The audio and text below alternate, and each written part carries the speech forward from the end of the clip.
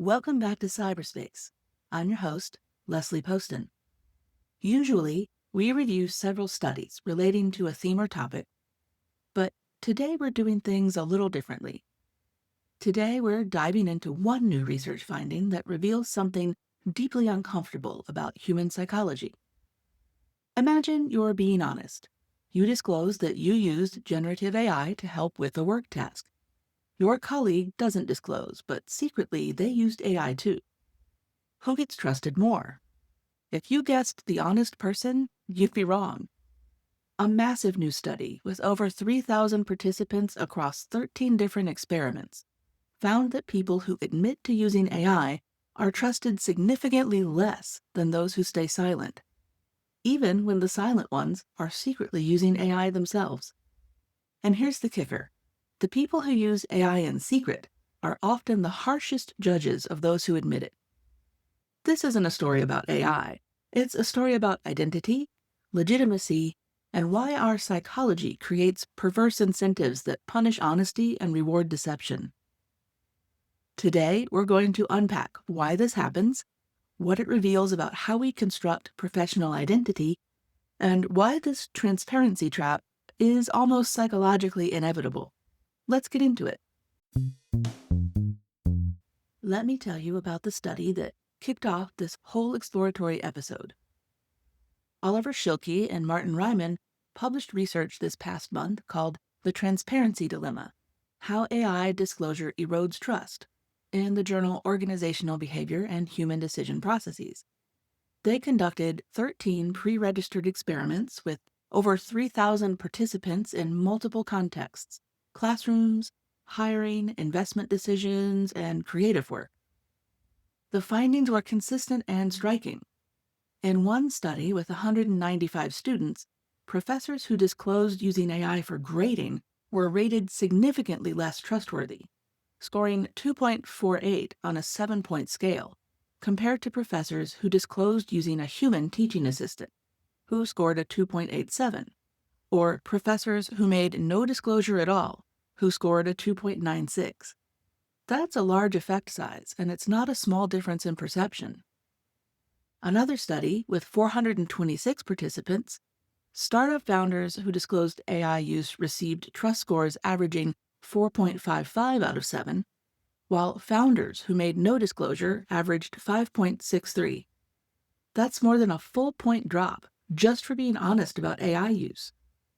And here's what makes this even more interesting. The researchers tested everything. They tried different ways of framing the disclosure. They tested whether it mattered if people already knew AI might be involved. They looked at voluntary versus mandatory disclosure policies. None of it prevented the trust erosion. Being honest about AI use consistently resulted in lower trust, regardless of how it was framed. The researchers called this the legitimacy discount. When you disclose AI use, people perceive your work as less socially appropriate, less legitimate, even if the quality of the work itself seemed identical. And this isn't about algorithm aversion, which is when people distrust AI systems themselves. This is different. This is about people distrusting you when you admit to using AI, even more than they would distrust the AI operating alone. So, why does this happen? That's what we're unpacking today. In a previous episode of Cyberspace called Mind Locked, I talked about identity protective cognition, how our brains respond to challenges to our beliefs, not with rational evaluation, but with threat responses. When core beliefs become part of our identity, contradictory information activates brain regions associated with self-preservation and social identity, not the regions involved in logical reasoning. The AI transparency trap is a textbook case of this mechanism. When someone discloses AI use, observers aren't simply asking, is this work good? They're asking, what does this mean about me? If AI-assisted work is considered legitimate professional quality work, then what does that imply about the purely human work that I do? Am I suddenly less valuable, less skilled, less necessary? This is an identity threat. Professional identity for knowledge workers is built on a foundation of human cognitive labor, our thinking, our creativity, our expertise. AI threatens that foundation. But here's the thing, as long as everyone pretends AI isn't being used, or at least doesn't talk about it, everyone's identity remains intact. The internal and societal story that real work is purely human can be maintained. When someone breaks that implied social contract by being honest about AI use, they're not just making a disclosure about their own work, they're forcing everyone else to confront an uncomfortable question about their own professional value. And people really, really don't like being forced to confront identity threats. This explains why the trust penalty happens regardless of work quality. The work could be objectively excellent, it doesn't matter. The disclosure itself is the problem because it triggers identity protective responses in observers. Their brains shift from evaluate the work mode to protect my sense of self mode. And in that mode, punishing the person who triggered the threat by judging them as less trustworthy is a way of protecting the boundaries of what counts as legitimate professional work and, by extension, protecting your own professional identity. Let's talk about the concept of legitimacy more directly because it's central to understanding what's really happening here. In sociology and organizational psychology, legitimacy refers to the perception that an action, decision, or entity is appropriate, proper, or desirable within a given social system. It's not about whether something actually works well or produces good outcomes, it's about whether it conforms to social expectations and norms. The researchers found that AI disclosure reduces perceived legitimacy. But what does that actually mean? It means that using AI violates an unspoken norm about how professional work should be done. This norm says real professionals do their own thinking. Real expertise comes from human cognition. Authentic work is only purely human. These aren't written rules, they're implicit expectations that define group boundaries. They tell us who belongs in the professional in-group and who doesn't. And like all group boundaries, they're maintained through social enforcement. Praise for those who conform, punishment for those who don't. Here's where it gets psychologically interesting. Legitimacy judgments are asymmetric. Conforming to norms gains you only a small amount of trust, but violating norms loses you a lot of trust. This asymmetry creates a strong incentive to either genuinely conform or at least appear to genuinely conform. When you disclose AI use, you're essentially admitting to norm violation.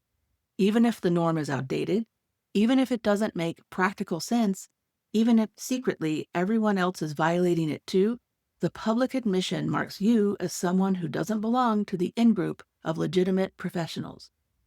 This is boundary policing in action. It's not about evaluating whether AI makes work better or worse. It's about maintaining the symbolic boundaries that define professional identity. And those boundaries are defended precisely because they're under threat. If AI really can do significant parts of knowledge work, then the boundary between professional and not professional becomes unclear. So people double down on enforcing the rules about what counts as legitimate professional behavior. The irony, of course, is that this enforcement mechanism, punishing transparency, incentivizes the exact opposite of what we claim to value. We say we value honesty and transparency, but our actual behavior reveals that we value maintaining comfortable identity boundaries much more. Now let's talk about what might be the most psychologically interesting finding from this whole line of research. That the people who use AI secretly are often the harshest judges of people who disclose their AI use. This isn't unique to AI.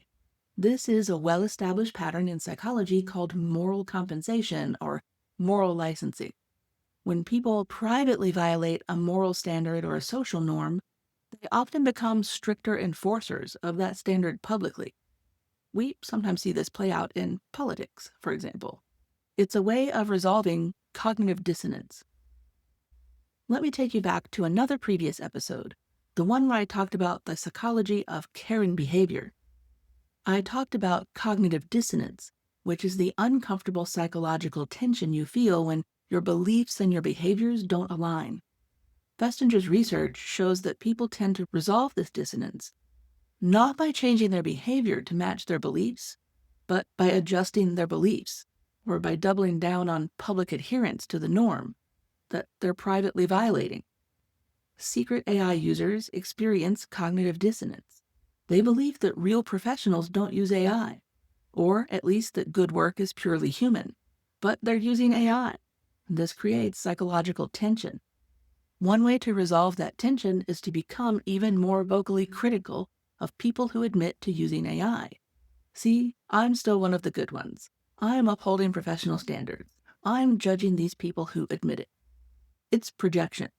It's self-protection through enforcement, and it's entirely predictable from a psychological standpoint. It also creates a vicious cycle. The more people secretly use AI, the more cognitive dissonance exists in the system. The more dissonance exists, the harsher the public judgment becomes toward anyone who's honest. The harsher the judgment, the stronger the incentive to hide your AI use. And round it goes. What we end up with is a social system where everyone knows that AI use is widespread, but nobody can talk about it honestly without facing social penalties. It's a collective fiction that everyone maintains because the cost of breaking it, the identity threat, the legitimacy discount, the social judgment, simply feels too high. In my episode on moral psychology, I distinguished between intrinsic and extrinsic morality. Intrinsic morality is when your behavior is driven by internal values and principles. Extrinsic morality is when your behavior is motivated by external factors, rewards, punishments, or social approval. The AI transparency trap reveals a massive gap between stated values and revealed preferences. We claim to value honesty, we claim to value transparency, we claim that disclosure is the ethical thing to do. These are our stated values, the principles we say we hold. But our revealed preferences, the actual behaviors we reward and punish, are telling a different story. We punish transparency, we reward secrecy, or at least we don't punish it. Our actual behavior reveals that we value identity protection and social conformity more than we value honesty. And this isn't about individual hypocrisy. This is about a collective coordination failure. In theory, everyone would benefit if transparency about AI use became the default. We could have honest conversations about best practices. We could develop better policies. We could learn from each other's experiences and factor consent into AI practice. But in real practice, the first person to be transparent pays a massive social cost while everyone else maintains plausible deniability. It's a classic collective action problem. The individually rational choice, stay silent, produces a collectively suboptimal outcome, a culture of secrecy and deception. And because the penalty for transparency is rooted in identity threat rather than rational evaluation, you can't simply reason your way out of it. You can't convince people to stop penalizing disclosure by explaining that it's rational.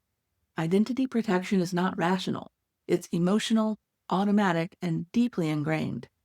And this is why the researchers found that even when they tried to create collective validity, priming participants to believe that AI use is common and accepted, the trust penalty was reduced, but not eliminated. You can't completely override the identity protective response through framing alone. Let's zoom out and think about what this tells us about how professional identities are constructed and maintained. Professional identity isn't primarily about what you actually do. It's about the stories we tell about what makes someone a real professional. For knowledge workers, these stories have traditionally centered on human cognitive labor, thinking, analyzing, creating, and problem solving. The value of a professional was directly tied to their human intellectual capacity. AI disrupts that story in a fundamental way. If AI can perform tasks that were previously markers of professional expertise, then what does professional identity rest on? What makes someone valuable? Rather than grapple with that question directly, which would require reconstructing professional identity from the ground up, it's psychologically easier to simply declare all AI use illegitimate. It's easier to maintain the fiction that real work is purely human and enforce that boundary through social punishment. This is what sociologist Michel Lamont calls symbolic boundary work, the way groups define themselves through moral and cultural distinctions. Professional groups maintain their status and identity by drawing boundaries around what counts as legitimate professional behavior. Those boundaries shift over time, but they're always defended vigorously when they're under threat. What we're seeing with AI is a moment of acute boundary threat. The traditional markers of professional identity are rapidly becoming less clear, so the boundary enforcement becomes more aggressive. The penalties for violation become steeper, and the social policing becomes more intense. But here's the thing. This isn't necessarily conscious or deliberate. People aren't sitting around thinking, I need to protect my professional identity by punishing people who disclose AI use. It's automatic. It's emotional. It feels like a genuine evaluation of trustworthiness, even though it's actually an identity protective response. And this is what makes it so hard to change. You're not fighting against conscious bias or explicit prejudice. You're fighting against automatic psychological processes that evolved to protect group identity and maintain social cohesion. Let's talk about incentives, because understanding the psychology of incentive structure is vital to understanding why this pattern persists. From an individual perspective, hiding AI use is rational. The social cost of disclosure is real and significant: lower trust, perceived illegitimacy, potential professional consequences. We've been discussing that. The benefit of disclosure is what exactly? Feeling ethically pure? That's a pretty weak benefit compared to the concrete social costs. So individuals rationally choose secrecy. But when everyone makes that individually rational choice, we end up with a collectively irrational outcome, creating a culture where deception is normalized, where no one can talk honestly about their actual practices, where learning and improvement are hampered because everyone's pretending they're doing things one way when they're actually doing them another way. This is a coordination failure. It's a situation where individual incentives and collective welfare are misaligned. Game theorists would recognize this as a version of the prisoner's dilemma, or a coordination game with multiple equilibria. Here's what makes it even trickier. Penalty for transparency is front-loaded and certain, while the potential benefits of widespread transparency are diffuse and uncertain. If you disclose AI use, you face immediate trust penalties. Maybe if enough other people also disclose, eventually the norm will shift and transparency will become accepted, but that is a maybe. It's in the future, and psychologically you're bearing the cost right now. This creates a severe first-mover disadvantage. The people who are most ethical, who actually follow their stated values about transparency, get punished the most.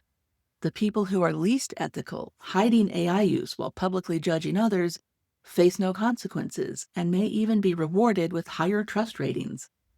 When the incentive structure punishes virtue and rewards vice, you can't fix the problem by appealing to individual ethics.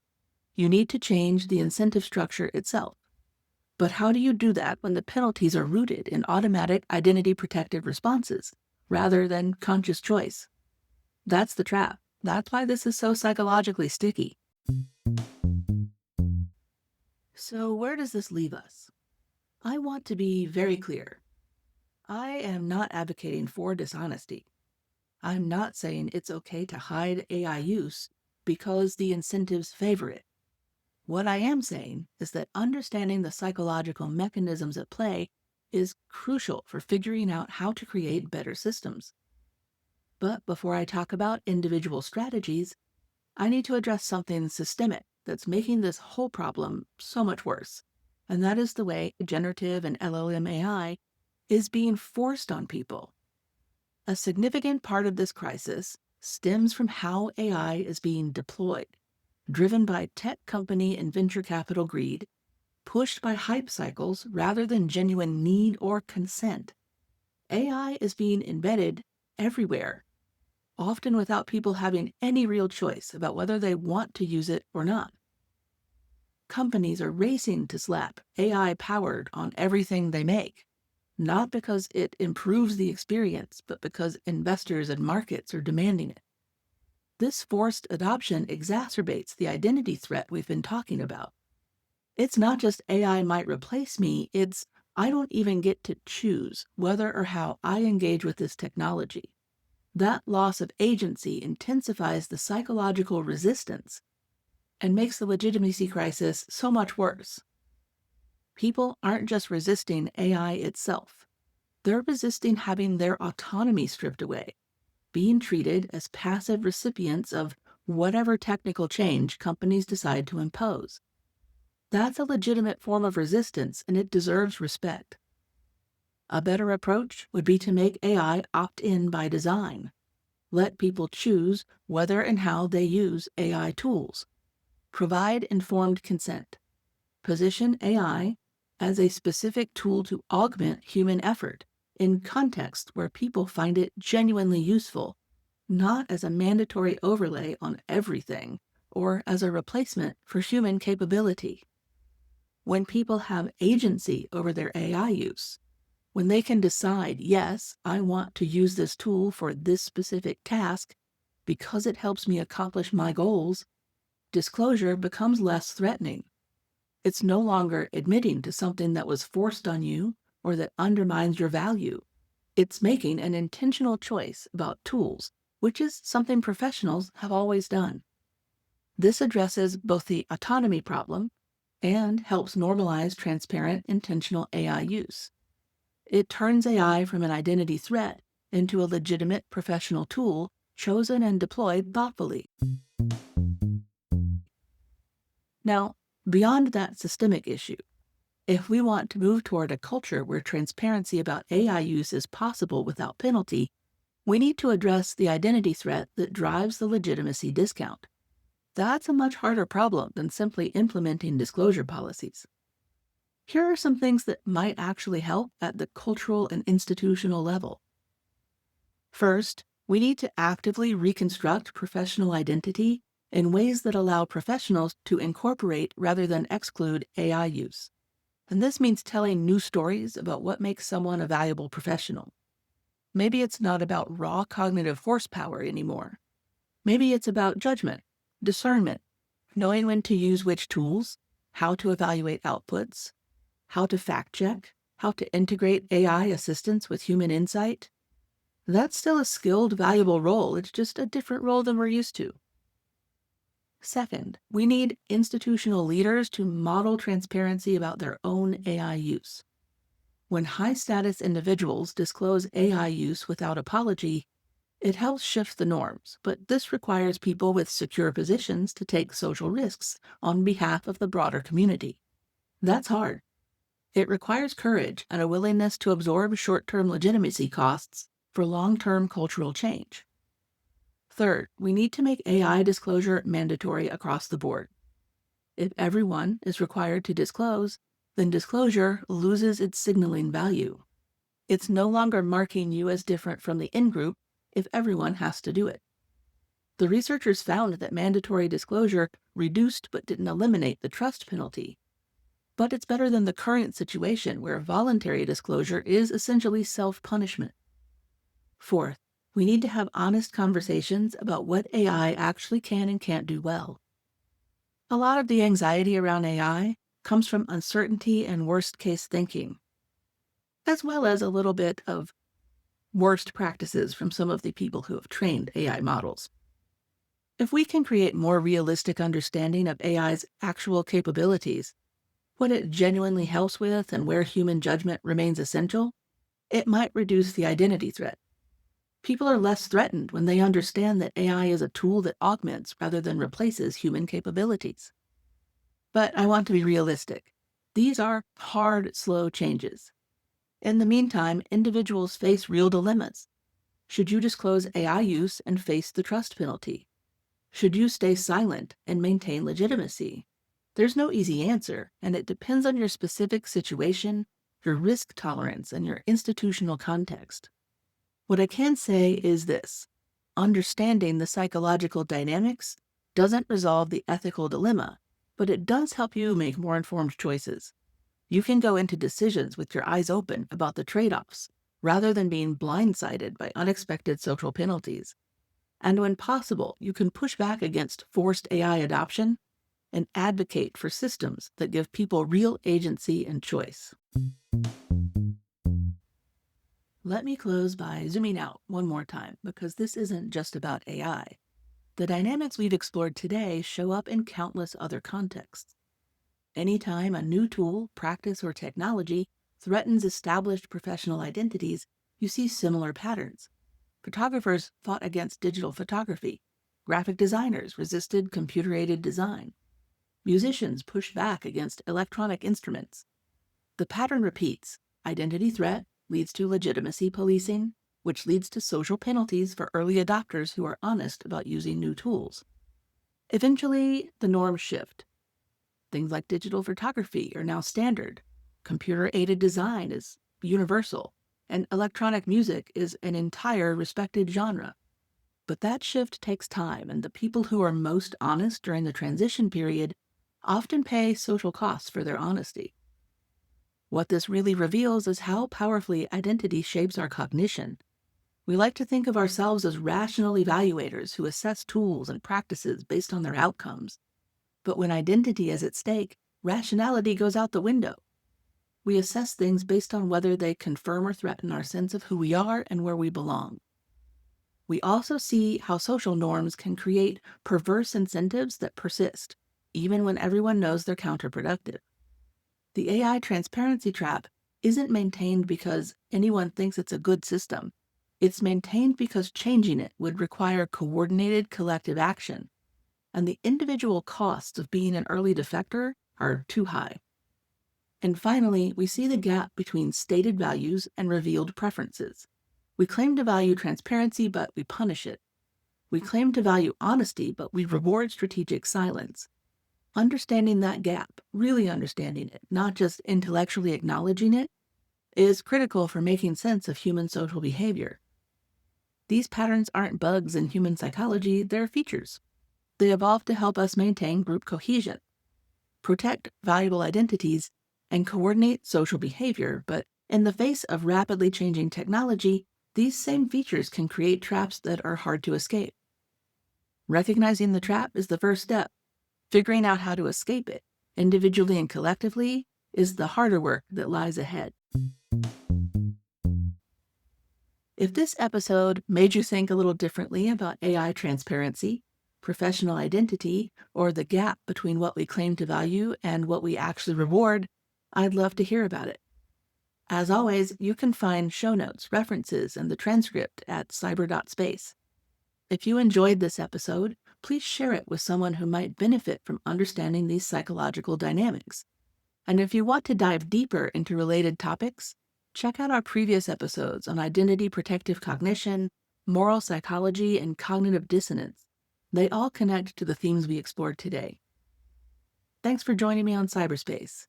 I'm your host, Leslie Poston, signing off, and reminding you, stay curious. And don't forget to subscribe so you never miss an episode.